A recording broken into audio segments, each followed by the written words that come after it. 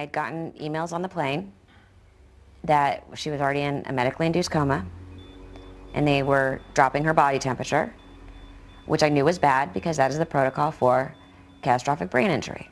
Remember when you walked in the hospital? Mm-hmm. What'd you see? I just couldn't believe what I was seeing. It becomes very surreal. And there's my mom and machines and doctors. A week after she underwent a throat procedure at Yorkville Endoscopy, Joan Rivers died in the hospital with Melissa by her side. It was preventable in your opinion? In my opinion, it was 100% preventable. What could they have done right off the bat to prevent this? How about paying attention to the vital signs? How about having a properly equipped crash cart? Melissa is suing Yorkville Endoscopy and the doctors who were responsible for her mother's care. An anesthesiologist who has responded to the lawsuit denies any wrongdoing, and Yorkville Endoscopy says patient safety is their highest priority, adding that they, quote, use state-of-the-art monitoring devices and have emergency resuscitation equipment, including a fully equipped crash cart, immediately available during every procedure. There were wild stories. What did you hear that bothered you the most? I think the selfie. Explain it for people who don't know the story. There was a story circulating that during the procedure, the doctors were taking selfies of themselves with my mother while they were working on my mom. Is it true? Allegedly, they weren't taking selfies, they were taking pictures of each other. Working. So it wasn't technically a selfie. Correct. But your mom was in the picture. Allegedly. Melissa says she hasn't seen those photos, but medical staff at Yorkville Endoscopy told health department investigators that a doctor used a cell phone to take pictures of Joan Rivers while she was unconscious. You write about the time when she's in the hospital and she passes away. Yes. Can you read it for me? When it was time to remove the ventilator, she was surrounded by those who loved her most and whom she loved most. I lay in the bed and held her for a while, and after a few hours, she was finally gone. I didn't have to tell her I loved her. She knew. She didn't have to tell me she loved me. I knew. That's a gift. That's a big gift. Over mountains, over trees, over oceans, over seas, across the desert, I'll be there.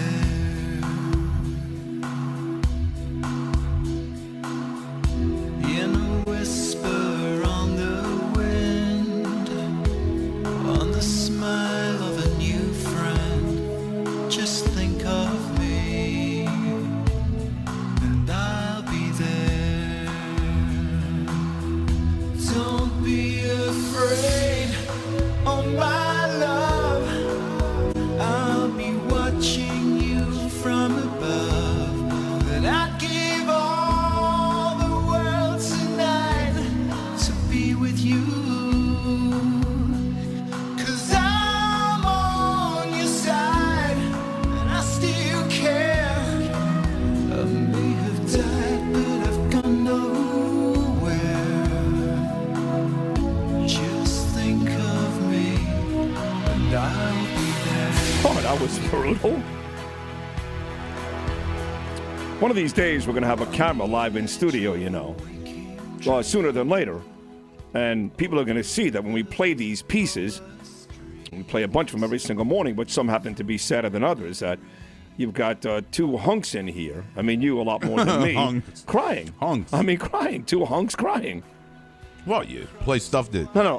rip your guts out. I don't play anything. That was given to me, that piece, by... I mean, everybody knows how much I love and miss Joan Rivers, and you do as well.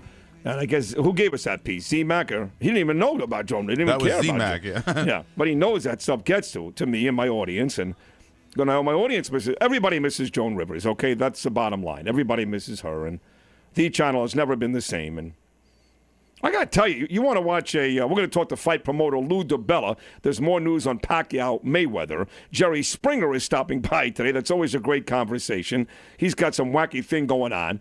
Desi Sandan, up-and-coming comedian, our good friend, will be here today. And I believe a basketball guest as well. You heard the NBA playoffs and NHL scores from our new affiliate, Fox. We've gotten rid of NBC. And why? Because they suck.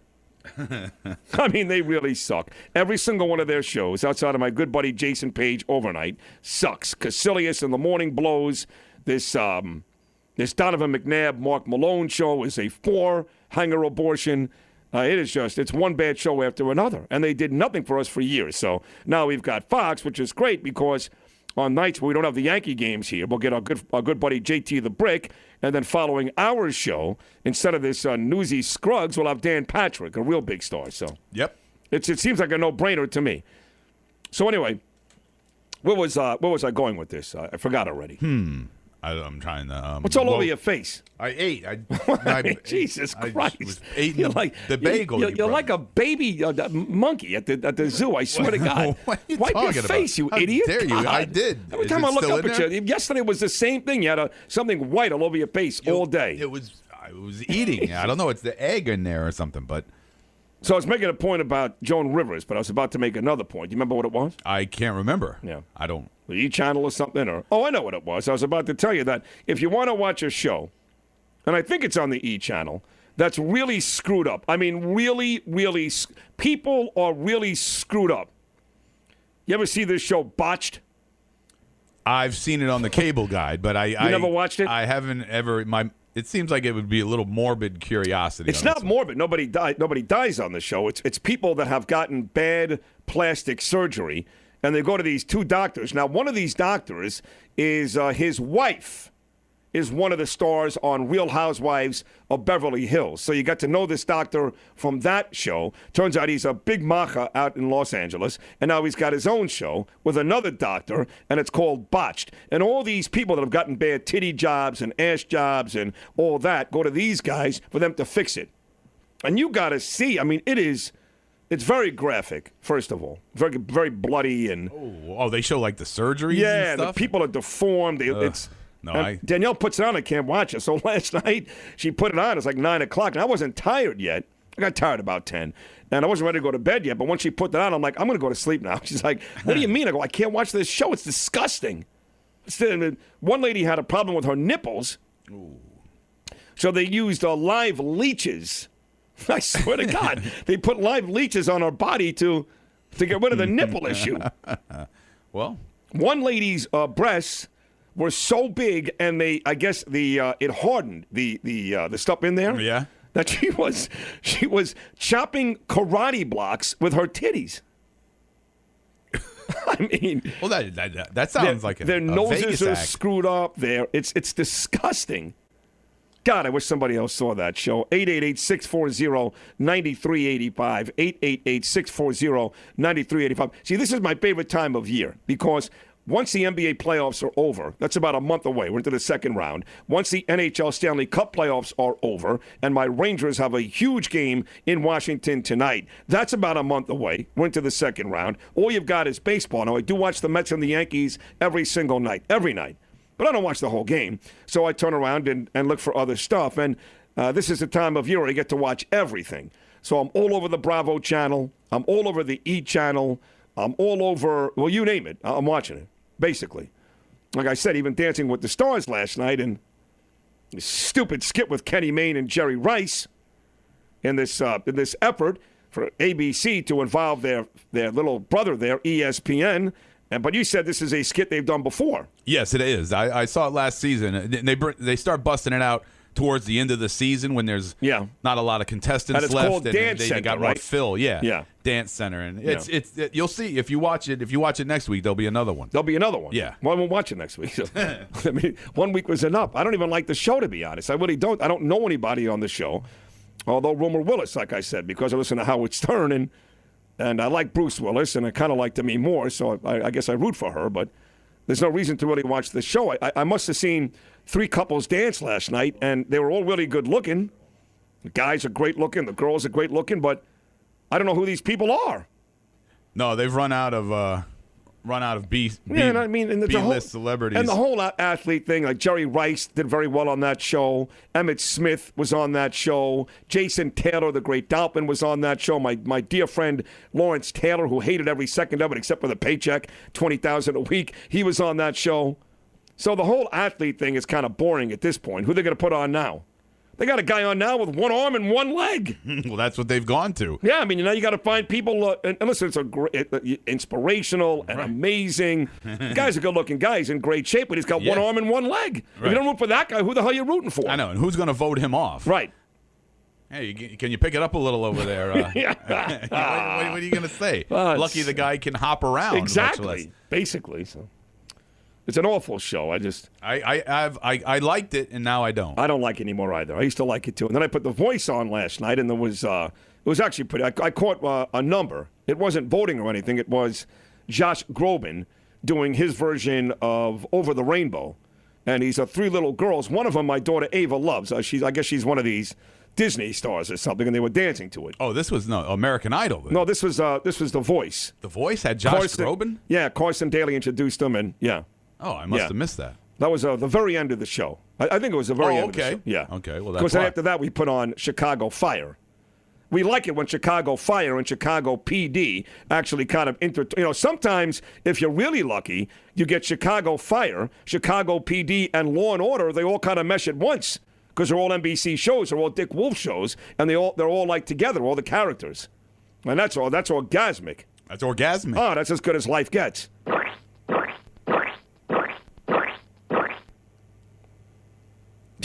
That's as good as it gets? I guess. I don't know.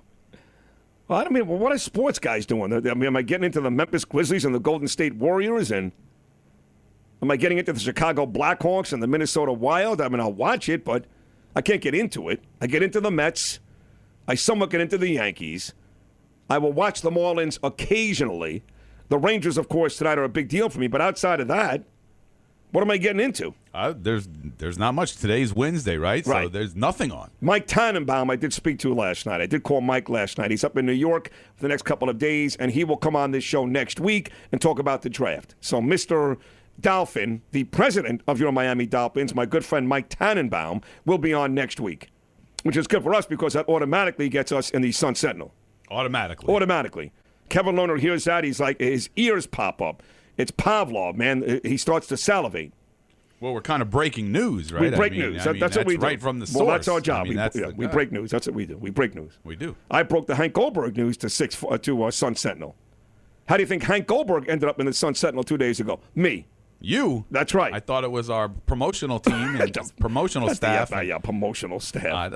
You know. We have a new promotional staff, you know. We've got our good friend Andrea Oncampo, Panther Girl. You know, she's a girl that talks to the crowd and does all that stuff at Panther games. And she's been on this show many times. She's a real cute kid. And she does a promotion for KVJ, that morning show at WRMF. And she's going to be in charge now of our Twitter account. So the 640 Sports Twitter account specifically for this show, not for Dan Patrick, not for Joe, and not for Hank. Specifically for this show, she's going to be in charge of that. So we actually do have our own marketing promotions girl, which is a big deal. Anyway, 888-640-9385. Desi Sandan, Jerry Springer, fight promoter Lou DiBella, and a host of others coming your way. We're back on a busy Wednesday right after this. Okay, guys, welcome to paradise. Welcome back to the Sid Rosenberg Show on 640 Sports. This is your New York Rangers and Washington Capitals preview. This is Game 4 between these teams as the Rangers will look to even the series at 2 apiece after a tough 1-0 loss in D.C. on Monday. Braden Holtby stopped all 30 shots he faced in Game 3 for his first shutout of this postseason and the second of his playoff career. The Game 3 loss for the Rangers marked the 10th straight playoff game for them in which the score was decided by 1 goal. New York ranked third during the regular season with 3.02 goals per game, but they've averaged just 1.88 during the postseason. That's last among all teams still competing. Let's have a look at our key players, Rick Nash and Jason Chimera. We all know about Nash's postseason struggles, but it's still pretty crazy to see Chimera with the better stats during their playoff careers. Nash does have a team-high 5 points during this postseason, and he did have a lot of chances in Game 3, so keep an eye out for him in Game 4. That'll do it for this DraftKings preview. To play daily fantasy hockey, go to DraftKings.com/hockey.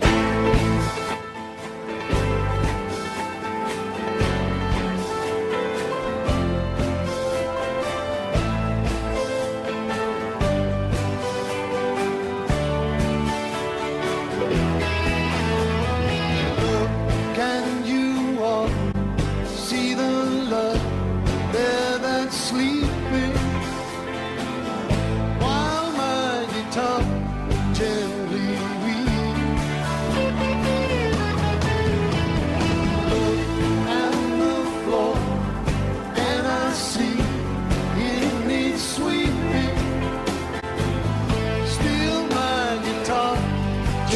he weeps. Jump in here.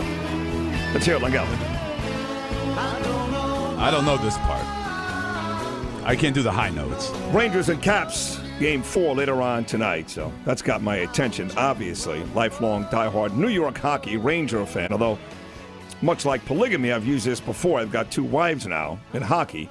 I've got the Rangers and the Panthers, but being the Panthers are not playing postseason hockey, what's new there?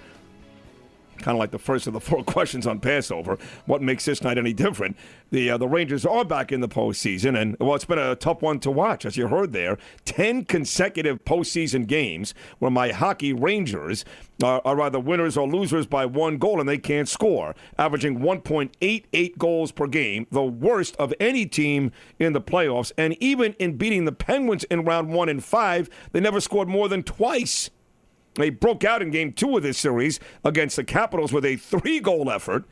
But outside of that, they've lost by final scores of 2-1 and 1-0. So tonight, a huge game for the Rangers, looking to even up that series at 2 and make it a best of 3. It's the Rangers and the Caps at 7:30. Now, before that game, at 7, Michael Kotze, Choice Mortgage Bank, his Montreal Canadiens.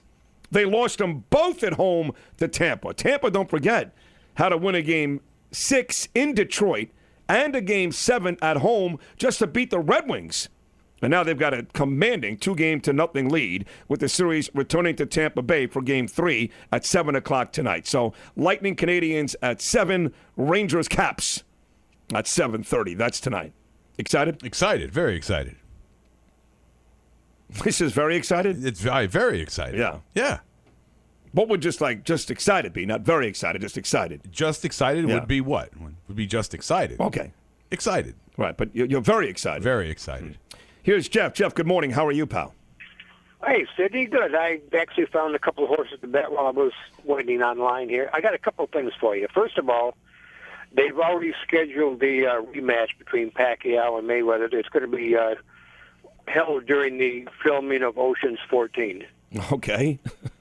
All right, and the other thing, like, I kind of have to take you to task here.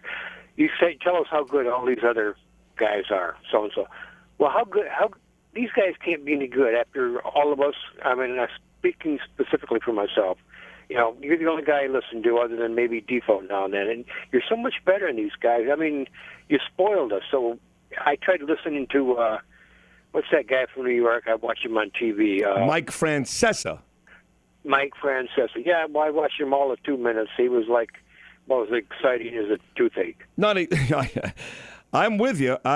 Mike is a guy that is the industry standard. When they write the books, the greatest sports talk show host ever, he's number 1, and it's not close. Guys like Christopher Mad Dog Russo, his partner for 20 years, Dan Patrick, Jim Rome, they're not even on the same level, in the same galaxy as Mike Francesa, who, of course, made his career working with Chris Russo as the very famous Mike and the Mad Dog show on WFAN. But really, since Doggy left and Mike has gone solo, all I hear are complaints. Now, where Mike has you by the balls is that the revenue has not gone down. In fact, they make more money now selling that show when Mike and Chris work together, and the ratings haven't gone down. So while everybody yells and screams that Mike is incredibly boring, he's repetitive, his show is impossible to watch, those same people that complain are still listening and watching Mike, and he's making money. So he's like, F you don't like the show? Listen, the numbers say you do, because revenue-wise and ratings, we haven't even taken a little hit since Dog left. So he gets the last laugh. But, look, if you're going to line up Francesa and me based upon entertainment ability, interviewing skills, putting together a show, it's not close. I'm a much better host. But it doesn't matter. He demands $5 million a year. He's been on the number 1 sports talk radio station for 25 years. He's won Marconi's, a bunch of them. That's the truth. And he's probably going to go down as the all-time best. So I can yell and scream all I want about how great I am. Who cares? I'd rather be not as good and be in Mike's position. Just show me the money. Right. Gabe, good morning. Good morning, Sid. It might be me. I'm always willing to look in the mirror and see that I'm the problem. But for some reason, every time I look at Carson Daly, first of all, I'm reminded that most women have absolutely no discernment because they find this man attractive. Yeah, I don't get that either. I'm glad you said that. Boring. Yeah. He is one of the most boring, one of the most uninteresting son of a bitches I have ever seen. He looks like an overgrown elf. And the weight that I started losing earlier this year, he's obviously gaining it because now he has a second chin. Yes. You know, I don't get it. I don't get it, Sid. I love you. I'll talk to you. I love you too. I don't get it either. You know, it all started with Carson when he was standing outside in Times Square. What was the name of that show? It's probably still on MTV every afternoon. He was the host of it. They have like Britney Spears go up there and all these big stars late in the afternoon on MTV. Oh, it was a huge show. Yeah, he was the host of it, and that's where he made his bones. And now, of course, he's the host on The Voice, and he had his own late-night television show. He's got a radio show, and I agree. He's not all that good-looking, not at all. He is certainly not funny, not much personality, but that MTV show made this guy a ton of money, and now he makes more than ever. What was the name of that show? I can't think of the name. And it was Unplugged? Was it Unplugged? No, not MTV Live or something, but it was right there in that building right in Times New York. Square. Yeah, Times Square. Yeah. The hell was the name of that damn show? I can't remember. It went on forever. Oh, you know who just gave me the answer? Who? Our good friend who's coming up in a couple of minutes. Oh, she's right in that age Comedian. group. She is right in that age group. TRL. TRL. Desi Sandan. TRL Live. Yeah, that was the show, man. There you go. TRL. They'd get all the big musical guests. They get them all. And then I thought he was boring and had no talent. And now I think it's worse, and he's making more money. He's the voice. He's nothing. Sydney, Hi, love the Len. topic today. What's that? I got some radio hosts that are pretty good. Not nearly as much as I enjoy you, but and a little thing about the fight. Okay. The radio host Tony Kornheiser's got a good show. Tony Kornheiser. Is he still out of Washington, D.C., or is that national? Yeah. No, national. I think he might be on ESPN in Washington. Okay. I listened to him after you're done. Okay. Another guy is late at night. There's a guy, Ben Maller on Fox, who isn't too bad. Yeah, he's okay. You know, he's a good information guy. He actually has a very good blog, Ben Maller, and he is on Fox. You're right. He's out in Los Angeles. He's not a great host, but he's got good information. And he's got some fun stuff, some little fun segments. Yeah. And who the hell is he? Oh, you know who's underrated? And this guy Steve Zabin is good. He used to be the morning show on Fox. I'm not sure where he is now. Where is he now? Yeah, he's on Yahoo now. Okay. And then underrated for the fan is Tony Page. Really has become awful good. I actually called him the other night when he was down in Vegas and mentioned your name, and he said he had seen you. Yeah, he's a great guy. He's a good guy. He shares the overnight duties with Mark Malusis. And in fact, when my daughter Ava was born, I'll never forget this. You know, Imus spent a lot of money on Ava. Even Mike Francesa spent a lot of money on Ava with a bag of gifts. But Tony Page came in with a knit blanket that his mom knitted personally for my daughter. And then not long after Ava was born, his mom passed away. He's a wonderful guy. He's a great guy. Yeah, he's a very nice guy. And he's good with the boxing. Yeah. And in regards to the fight, two things.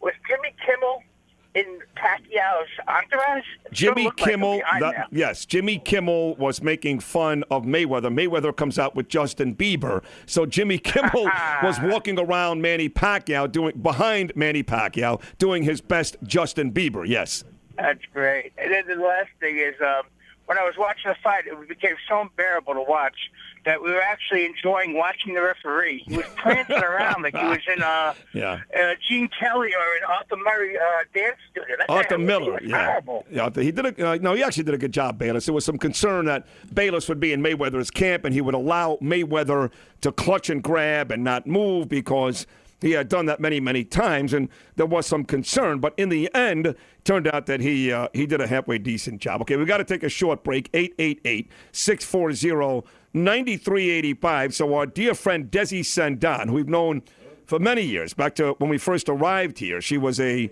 Florida Panther dancer. And went on to, we became friends. She dated the former Marlin pitcher Scott Olson for many, many years. And make a long story short, she is diving into the comedy world. And in fact, tonight at the Improv in Fort Lauderdale, they've got a bunch of up-and-comers, a bunch of young comedians trying to make it. And our girl Desi is one of those. She's going to tell us how she plans on doing that right after this.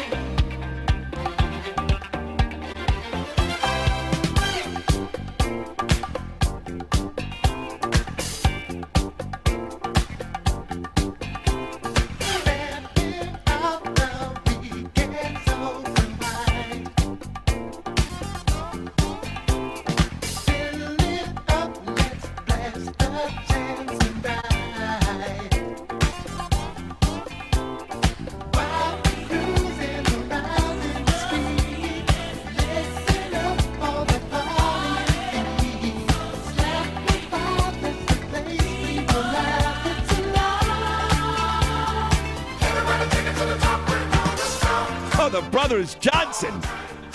Great memories of the Underground on Broadway circa 1990. The Brothers Johnson. Give me some more before we get Desi on there. Stump.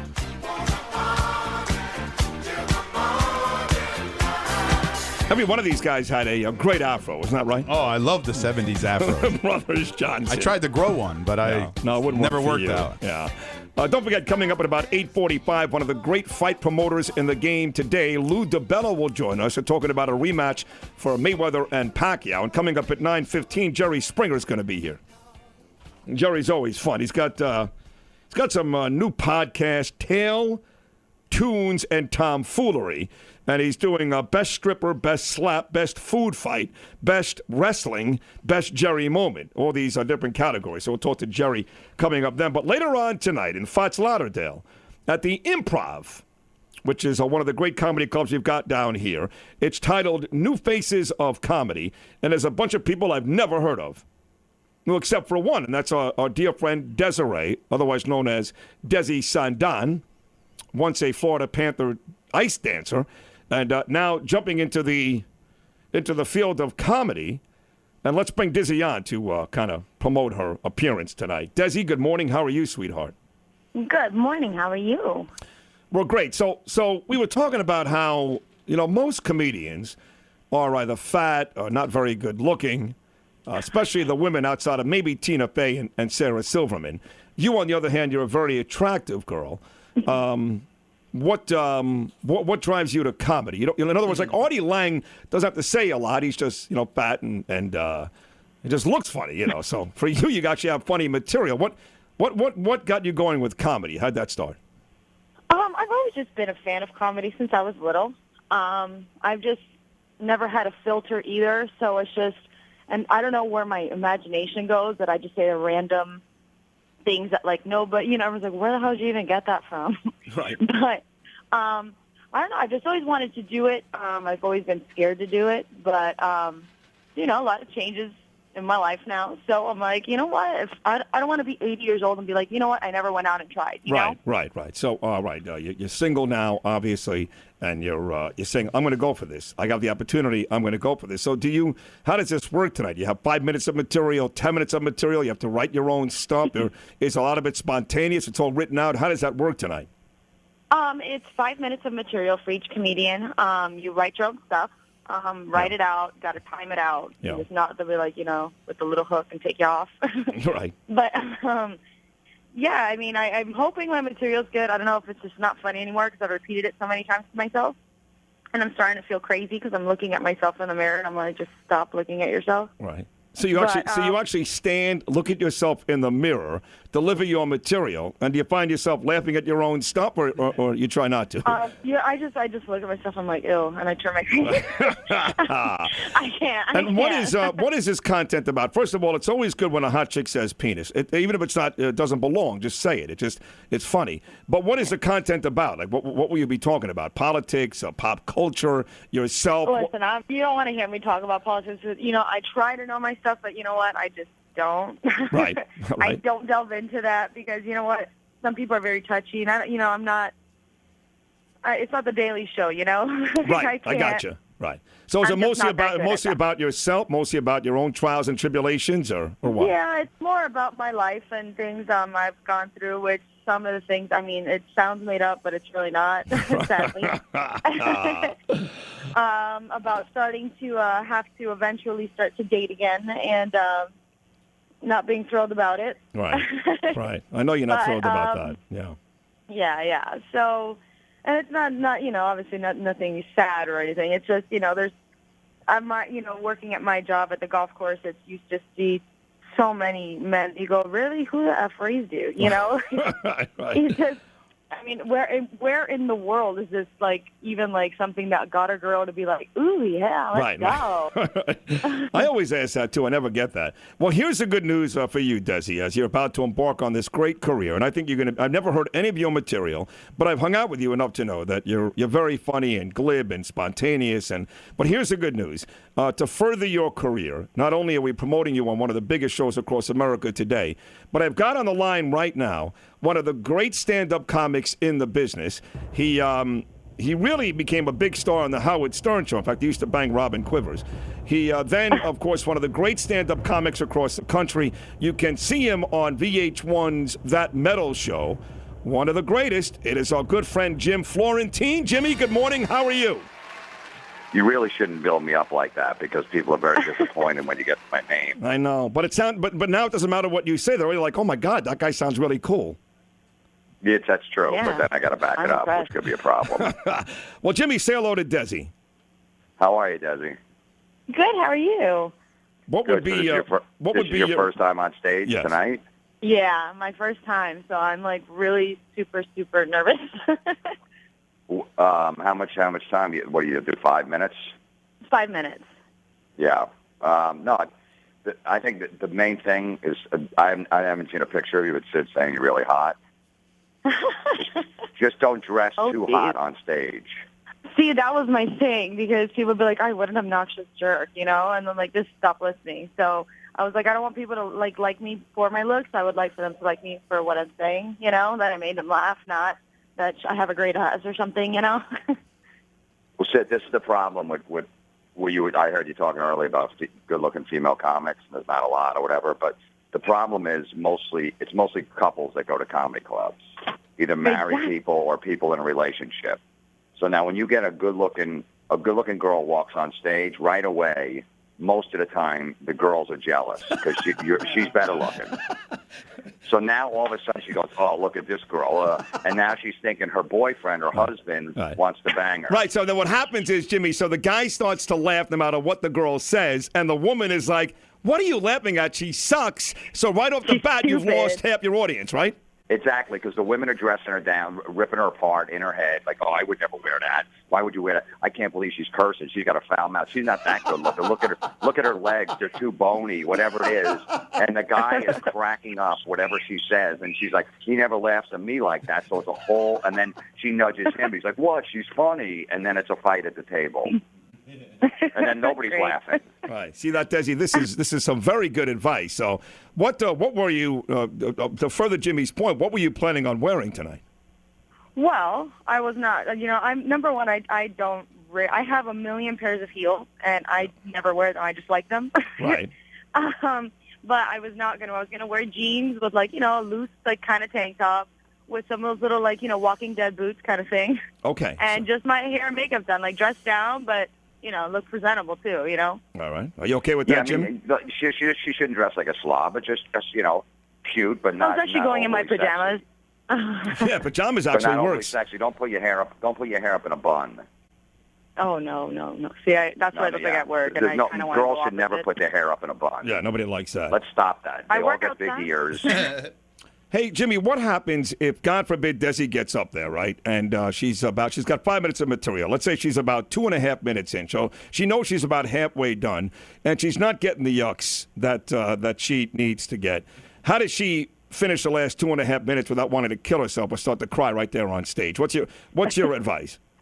The 5 minutes will go by pretty quick, and it's her first time on stage, so she won't realize that it's going really bad. Yeah. So I don't think it'll be a problem in the beginning. It's when you have to do 45 minutes to an hour, and the crowd hates Right, you 2 that's a minutes different in. show. Now, And you have to stay up there. Yeah. Now, you early in your career, you did a lot of drinking, a lot of cocaine, that type of thing. Do you recommend Desi tries that tonight just to kind of soothe the pain?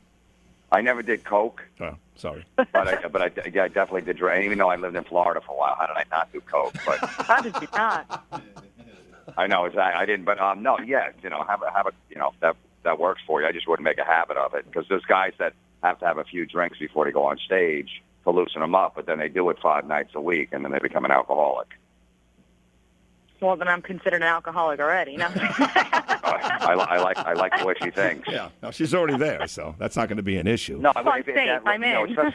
Especially your first time on stage, if you need a drink or something like that, just don't go up there wasted. Right. And, I'm one drink, calm my nerves, Right. Yeah. A shot at the killer. But you know what, Right. Sid, you know what? I mean, my theory about the girls being good-looking stuff, there's a lot of good-looking comedians out there, girl comedians working out there that are doing really well, like a Nikki Glaser, Rachel Feinstein. There's a lot of up-and-coming comics that are really cute and doing well. So, maybe that theory is thrown out the window. I don't know. Okay, fair enough. What especially about in Florida? Florida's a different animal. Right. Nobody cares in Florida. Right. Everybody's banging somebody else and their brother and their sister, and they don't care. So who knows? Right. Is there any content you would advise her to stay away from, or any content you would advise her to make sure she puts in the act? No, I mean she can. No, there's nothing. She can do whatever she wants. Whatever works for her in that 5 minutes. That won't be a problem. If in fact she's bombing after 3 minutes, just get naked. Just take your top off and get naked, right? Well, let me come to that show if that's going to happen. I got frequent flyer miles. Just let me know. Desi, are you prepared to do that just in case? I don't think people might think I look like a 10-year-old boy with my top off. I don't have the big rack, so they'd be like, wait, I thought she was a girl. 10-year-old boy, even better. I'll be down there in an hour. Jimmy, Jesus. Jim, my question is this. If, in fact, this goes off very well tonight and Desi knocks him dead, what are the odds that, with your help, of course, being you're one of the most respected, beloved, and deservedly so, comedians in the country, that we can get her a night at Caroline's in the not-so-distant future? Yeah, or something. Or when I come down there, I'm doing a show. I'm coming to Miami in June, playing at Home Field Comedy Club. I guess it's fairly new. Oh, nice. Yeah, That's right by my house. 13. That's right by Desi's house. So maybe you could throw her on there. Oh, you know what? That's funny. It's funny that you say that because they're not giving me a hotel, so I need a place to stay. There you go. And I just got divorced. It's really weird. Look, this was supposed to happen. You see? Well, wait a second. Well, hold on a second. You just got what? You were in this studio with the Reverend Bob Levy not that long ago, showing me pictures of your wife and your kid, and you were happy. What do you mean you just got divorced? When did this happen? About a month ago. Well, what happened? What'd you do? I didn't do anything. It was her? Yeah, it was her. Yeah. That bitch. I knew it. Hey, she maybe should meet up with Scott. That's your ex-boyfriend. That's right. That's perfect. Right. Jimmy's ex-wife will go with Scott. How old is Scott? Scott is 31. He used to pitch for the Marlins. His name is Scott Olson. That's Desi's ex-boyfriend. So maybe Olson and your ex-wife can get together, and Jimmy, you and Desi can get together and be this incredible comedian couple. We could be the new power couple in comedy. Oh my God! Screw Kim and Kanye. Right. You could be the new Jay-Z and Beyonce of the comedy world. I don't know if you know what I look like. Des? Listen, looks are not important. Right, she doesn't care about I'm just that. saying because, well, you know what Brad Pitt looks like, right? Yes. Do you? Okay. Well, Yes, I I do. look nothing like him. It's okay. He's gotten a little bummy looking since he got with Angelina. Yeah, he's got bad skin too. Hey, Jimmy, what do you think about quickly before I get back to Desi here, Jim? We appreciate you calling in this morning with this advice and these tips. What do you think about the Dolphins draft? I liked it. I wasn't crazy about that second-round pick, Jordan. I don't know. Maybe he's going to be a monster, but when you already got a nose tackle you paid $108 million for, or $114, I don't know why you needed another one. But, Hickey had a pretty good draft last year, so I think, I got to give him the benefit of the doubt. I love the first-round pick, and who knows, that running back, whatever his name is, with the bad knee. Yeah, from Boise. Supposedly is a steal if he can keep his knees together. So I'm optimistic, but I still think they're going to be 8-8, 9-7. That's every year. That's a pretty good bet. Well, they shouldn't. You don't spend $114 million on one guy when you need 9 guys. Yeah, no, I agree. But Tannenbaum and Ross wanted the big fish, and they got him, and we'll see what happens. Yeah, I mean, I just don't like the way they think like that, but we'll see. I think they improved. I don't know. You know, we'll see how these receivers are. All these new guys that they got them, but they shouldn't have got rid of Wallace. No, he was a dick. So what? Okay. You know what I mean? And Sue's not. I don't know. I mean, actually, I think Sue was. What are they going to do with Sue? What are they going to do with Sue when Sue mouths off on the sideline or does something that Silva doesn't like? He gets rid of everybody that you know has one little problem. You can't get rid of his contract, so you're stuck with him. All right. Fair enough. What's going on with that metal show on VH1? Yeah. Meanwhile, they're trying to sign a guy that allegedly is under investigation for killing somebody. I did see that. Yeah, I did see that. Yeah. Yeah, they're ready. They already sent their players down there. To, hey, we want you on our team. No, they're going to find out if that guy's okay or not. More importantly, what season are we up to on VH1's That Metal Show? Season 14 is our last episode this Saturday night. Oh my God! For this season. That's up for this season, but you're coming back next year, yes? Well, they don't let us know. We have no idea. Right. We're like a one-night stand. Right. Like we bang them, and then we don't hear from them for like 4 months, and we don't know if we were good or not. And then out of the blue, they go, "Hey, hi, I lost your number. I lost my phone. I just found your number. So you must have been hook good. Up again. So you must have been good. They keep calling back eventually. Meanwhile, I've never in actual life had a one-night stand call back. So. Right. Well, listen, when you get down here, make sure you come into the studio like you always do and keep in touch. I'll let you know how Desi did tonight. And thank you so much for a couple of minutes this morning, Jimmy. We love you. Thank you. Thanks, man. Yeah, June 12th, 13, I'm at the Home Field Comedy Club. And Des, get in touch with me online. Let me know how All right, thank you so much. I appreciate it. All right, there you go. That's the great Jimmy Florentine, Desi. And once again, he's had a great career. He's one of the top stand-up comics in New York, Miami. He does host That Metal Show on VH1. He was a big star on Stern Show. He dated Robin, banged Robin, actually. So I try to give you somebody who can give you some pointers. How'd that go for you? You are fantastic. That's why I love you. Thank you. All right, what time is the show tonight, and where can people find it and tickets and all that stuff? All right, tonight the show starts at 8. It is at the Improv at the Hard Rock. If you are coming to see me, make sure to say you are there to see me. I would really much appreciate it. At first, I was trying to keep it quiet, but, everyone started to find out. So I'm like, screw it. Let's bring the whole world. And I appreciate everyone's support, And if I bomb, just pat me on the back when I get off. just write nice things on Facebook, even if you bomb. It doesn't matter. Well, good luck tonight, Des. We'll be watching and rooting for you, and hopefully this is the beginning of a long and illustrious comedic career, sweetheart. Good luck tonight. Thank you, my love. All right, thank you. That's Desi Sandan, and she's going to give it a shot at the Improv tonight. I remember years ago, Danielle and I were living in Brooklyn, and one of the greatest comedy clubs in Brooklyn, which all the big guns started at. Joan Rivers, David Brenner, Andrew Dice Clay, a place called Pips in Sheepshead Bay on Emmons Avenue, right down the block from Captain Walters, where Danielle and I spent a lot of time together. And they had open mic night. And even back then, this is before I was in this business, people had said, "Oh, you're really funny, Sid, you should try that." But I would never do it. And especially once I started my career, when I was working for Imus at FAN, Caroline's, which is one of the top comedy clubs in the country, they offered me a whole night, which I turned down because it's one thing to be on the air and spontaneous, be funny, which I am.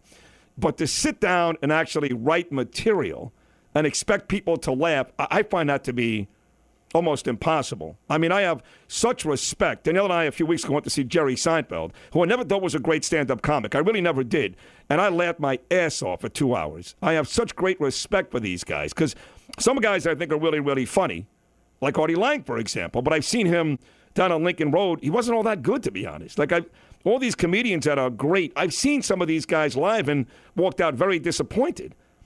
So that's not my thing. I can't sit down and write material and expect to be funny. Just not my thing, I mean, I'm funny in this role because you say something and I come back at you. Again, it's spontaneous, but I have a great respect for people that can actually write material and be funny. No, I agree. I think it's awesome to go and see a good stand-up comedian. But wouldn't you agree, though, that more times than often you've been disappointed with the stand-up, whether because it's a big name or because it's been built to you as really, really funny, and you go see it, you're like, okay, I mean, all right. Yeah, I mean, Chelsea Handler was awful. Yeah, I didn't laugh at all. Where'd you see Chelsea Handler? At the place down in Miami, in South Beach, the The Fillmore. Oh, the Fillmore. Lincoln Road. That's why I saw Artie and Jim and all those guys, right? And I saw Jerry Seinfeld at the Sunrise Musical Theater, and I didn't think he was all that funny. But this was about 10 years ago. He was great at the Hard Rock last month. I mean, not good, great. Right. I believe it. But just the night I saw him, I didn't laugh much. Yeah. But I've seen Lisa Lampanelli. She had me rolling. She had you rolling. Her twice. She had me laughing out loud. Both times. Yeah. Chris Rock, I've seen. He was great. Really? You see some good shows. And that's really about it for the stand-up comedians. But what is there anybody you haven't seen that you want to see? Who out and out? Well, I mean, I would have liked to seen Kinnison. No, but he's dead, so that's going to be. I mean, I hear you, Richard Pryor, Lenny Bruce, Rodney Dangerfield. I mean, I could have seen Kinnison. Well, he what was happened? around. Well, I just didn't make it. Well, I got you. Didn't get there. But out now, I'm trying to think. I don't even know who's good anymore. I really don't. I couldn't even tell you. I mean, Dane Cook. Oh, I don't like him. I saw him. I don't think he's so funny. I've seen a million of his HBO specials. I've never laughed once. Right. Not once. I don't get that. You got to be like 18 and he makes and he makes $1 zillion. Right. $1 zillion. Mm-hmm. I don't know. Just further frustration from me and anger from me and people with a modicum of talent at best that make a ton of money. And I'm a great talent and I struggle. And it never really bothered me as much as it's bothered me the last couple of months. I find it puts me in a bad mood sometimes, to be honest. Yes. Shut up. Oh, no, I know the feeling. Yeah, it's become, well, I guess maybe because my kids are getting older and my wife, and I want to give them all the things that these untalented hacks give their families, and I do for the most part, but I mean, I'm so damn good at this, The show is so damn good, and, you know, of course, it doesn't register, and we don't get paid what we deserve, and everybody thinks they're doing us a big favor, and including PBB, they're no different. See, this is where when you get angry, you start. Well, I'm just being honest. I mean, they're no different. They've been here for 4 weeks, whatever it is. I know we're waiting for this stupid license to switch or something, but yes. When I was up there, Dean should have taken me into his office and said, hey, listen, Sid, I want to sign you to a 5-year deal, give you tons and tons of money, because I listen to radio all day long, all over the country, and maybe there's one handful of people that are as good, if not better than you. And I want to get, but no, of course not. Talk about the clock. And how do you like the pizza? 888-640-9385, and we'll come back right after this.